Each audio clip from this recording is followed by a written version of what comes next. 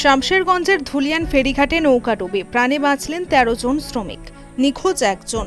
ধুলিয়ান কলাবাগান সংলগ্ন ফেরিঘাটে মধ্যরাতে মর্মান্তিক নৌকাডুবির ঘটনা ঘটেছে। মালদাগামী ১৪ জন শ্রমিককে বহনকারী একটি ছোট নৌকা উল্টে যায় গঙ্গায়। প্রাণে বাঁচলেও নিখোঁজ রয়েছেন এক শ্রমিক।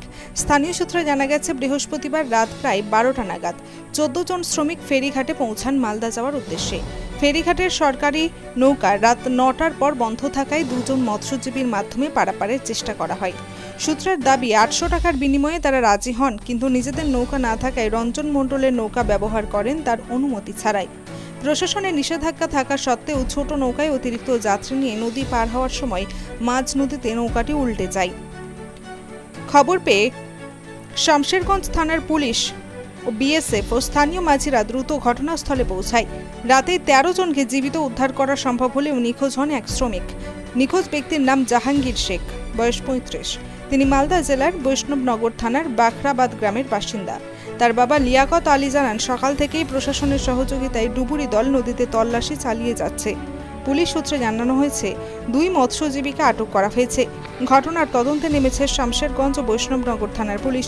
ইতিমধ্যেই ডুবে যাওয়া নৌকাটিও উদ্ধার করা হয়েছে।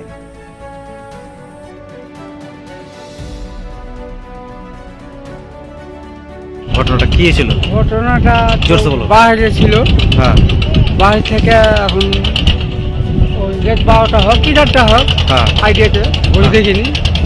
তো ওই ১২ জন ১১ জন ছিল মাঝি গেলে, হ্যাঁ ১১ জনের মধ্যে থেকে বড় নৌকাতে আসছিল না ছোট নৌকা? বাচ্চা নৌকা, ছোট নৌকা, কি মাছ মারা গেছে।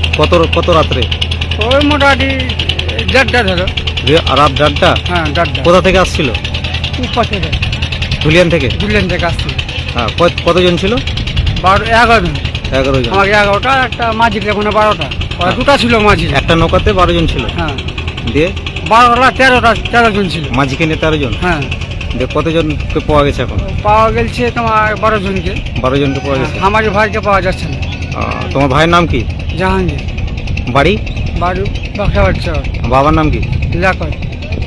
তোমার নাম? রবিউল। কি এখন পর্যন্ত কোনো?